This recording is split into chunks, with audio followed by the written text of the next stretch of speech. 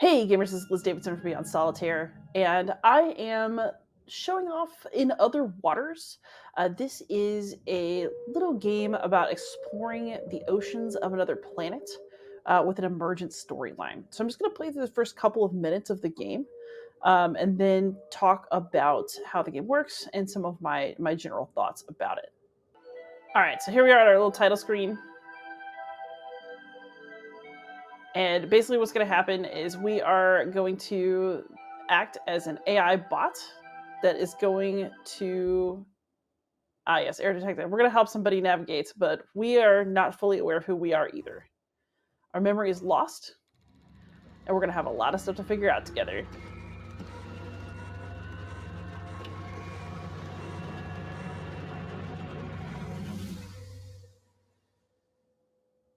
All right, so we are recovering our log. We know a little bit about our story. There's something has gone wrong, but we're going to continue with our boot. And here we are. So there's someone who has come to this water, and we're going to talk to her.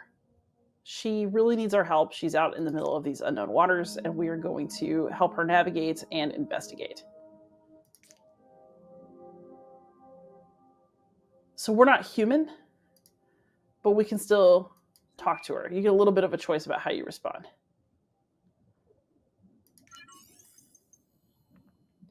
All right, so now our little screen has come up.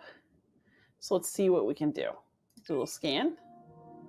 Ah, yes. So we can do our little scan. I'm going to show you how to move in this game because it actually took me several minutes to figure out what to do when I first started, and it was embarrassing. Got a little bit of utility. So we can do sampling, storage of samples, all that stuff. We've got our power. So we got a little power meter. It's important. We've got our oxygen, also really important. We're going to have to watch this throughout the game. There's some parts where you're running out of oxygen. You need to work on that. We've got our heading panel. It's going to help us figure out how to navigate a bit. And then we can also see our depth. And there are going to be times when we go up and down in the ocean and have greater depth.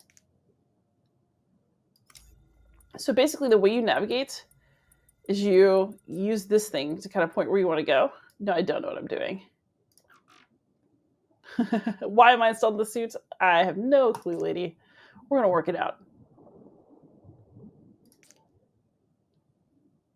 So basically, there's a storyline that's emergent. As we work with her, we're going to learn more about why she's here, what's brought her here, and also where we come from. So it is worth knowing. So she needs to head north, and we are going to have to help her get there. We are the internal messaging, of course.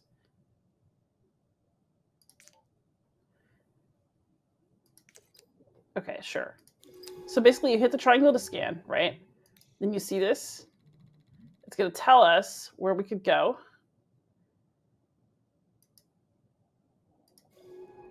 We can scan for more spots. We don't have it. So you hit this, and we can go there. So movement in the game is basically an act of scanning, deciding where you want to go, focusing on it, and heading there. You can also go to places by doing this. So basically movement is a little bit weird. And so that was probably the most anxiety-inducing part of the early part of this game for me, was figuring out how to move better. But you just move around. And basically as we move, we're going to start encountering different life forms and all kinds of stuff like that. So as you can see, these little yellow particles, we're starting to see just the barest of things around here. And there will be much more. Aha, look at that. Look at all that life that we've now seen. So she's excited to see it, and she wants to sample it. Because we're on an alien planet. So we're going to learn a bit more about this person who's kept the place a secret as well.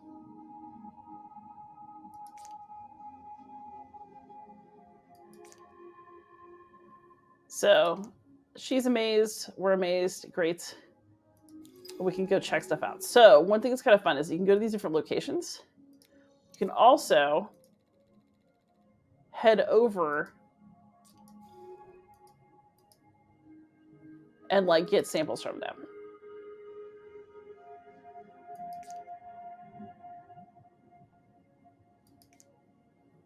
So for now, we're not actually going to the creatures, we're just scanning them. But we can scan. Amazing. And we can also scan all these different spots. So basically, we can keep moving, but as you go, you're going to scan all these different creatures, and then eventually you're going to be using these utilities to sample them.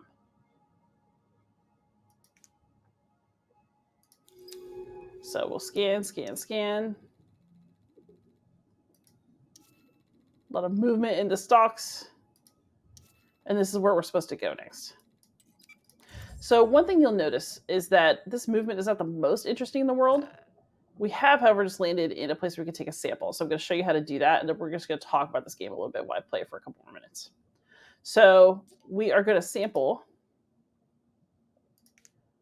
So you open up the sampling utility, and you basically just rotate this until you get around a sample.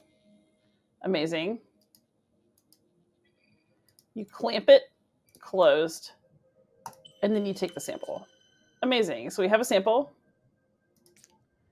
And there's a bunch of different things you can sample down here.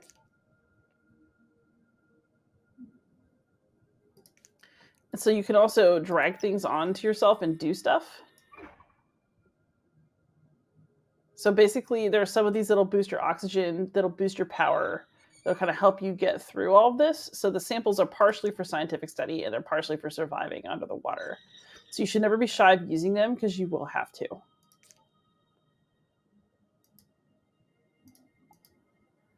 So she'll basically think about it. Could the spores be a way of communicating? Sure, I think they could be. And so she'll ask you little yes or no questions periodically. And she's not sure why she talks to you, but I mean, who else is she going to talk to? We're all kind of stuck here. So as you might note, like, this is pretty cool. It's very fun to like explore, especially early on. But here's what I'll tell you. I never actually fully finished this game. I got pretty far into it, maybe I'd say more than halfway through the plot, but I never finished it. And the reason I never finished it is because all of the movement and all of the navigation basically feels like this the whole time. There's some stuff that is more involved, and there are times where you have to like really be careful about your sampling, and you have to use things to survive, and there's some time-sensitive stuff where you feel a little pressure. But overall, the game basically looks just like this the entire way. So even though you're looking at these different creatures, you don't really like see anything that's super new. It's all a bunch of yellow dots, all a bunch of scans. And I was okay with that for a while. But part of what happened to me is that I got really tired of doing this, but also of getting turned around. Because once you've scanned all these different places, there are times when you eventually go back to the same area. It's almost like it's not that hard to maneuver through the game at first, because you just kind of naturally end up where you're supposed to if you just chill out and follow the little scans. But when you revisit specific parts of the game, it starts to be like, oh, I've already scanned this, and so now I don't really know where to go. So you end up in these situations where you're kind of turned around, things are repetitive. It's not very easy to deal with the map or to zoom out very much. There are maps that you can look at when you're back at the lab that you're going to find. But, you know, this is really a game of just clicking things, navigating around, and hoping that you understand where you are. So we've logged a new species. That's cool. You can, if you're really into that, you can keep logging species. But again, they all pretty much just look like this. They have little symbols. They're little moving wavy dots. They're not the most engaging. And so for me, I actually really enjoyed the plot line of this game. So like, you know, you'll have a little obstacle. Ooh, the stocks, they closed off. So basically what you can do is you can eventually take some samples that'll let you pass back through these, by the way. But, you know, this is one of those games where I could see how you could get really into it. It feels meditative and it's fun for a while. But once I got turned around and I was unwilling to put in the rest of the work, I just really didn't want to play it anymore. And I think that is pretty much just the ultimate verdict that I have on this game. I really liked aspects of the plotline. I was curious about what happened to the point where I actually did go watch somebody else's Let's Play and find out. But I was so unentranced by the idea of continuing to play this myself for the hours that it would take to finish that I just never did. Because this is really, other than the fact that things look a little different, there's a couple little spatial puzzles. This is really it. This is what this game looks like. You click stuff, you go to it or not, you log it or not. And so you just go through a lot of this really repetitive activity while you're in the process of play. So like, for example, here we're going to need to get a sample. We'll go over here, click the sample, and you get so used to it that it just stops being exciting. So I can see the value of this game. The story is actually great. So if you want to find out the story, it's in fact quite worth it. But I just didn't really think this gameplay was compelling enough to do it for hours on end. And that may be different for you. Your mileage may vary. But ultimately, that is how I felt. So I could continue to the base, but I actually think I'm going to stop my review here. Basically, this is a game that has very calming gameplay. It's kind of chill. There's something serene about it. The storyline is compelling. But even its current runtime, which is not very long, was too long for me because I just did not want to keep getting turned around on these maps. I didn't like this navigation system very much. I didn't even know how to use it the first time I played. And so, I just ended up kind of unhappy with my gameplay experience overall. So that is In Other Waters. It's an interesting concept. I would like to see something more like this, but maybe that is less 2D or with easier to navigate mapping and more imagery of the species that I'm discovering. So that's how I felt about it. Thank you so much for watching. Please like, subscribe, comment, and most of all, happy gaming.